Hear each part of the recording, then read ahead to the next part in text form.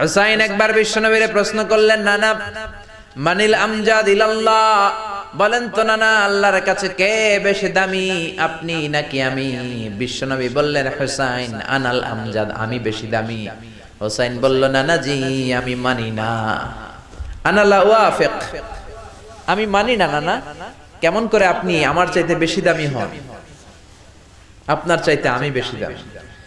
বিশ্বনবী বললেন, হুসাইন আমি হলাম নবীদের নবী, আখির নবী বিশ্ব নবী, আর তুমি হলা আমার উম্মত, তোমার চাইতে আমি বেশি দামি।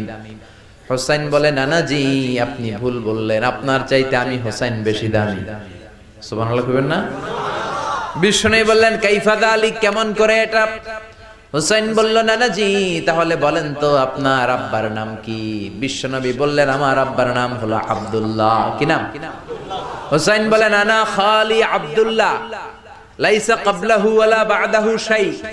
খালি আব্দুল্লাহ, সামনেও কোনো টাইটেল নাই, পিছনেও কোনো টাইটেল নাই। আমার আব্বার নাম আপনি জানেন নাকি?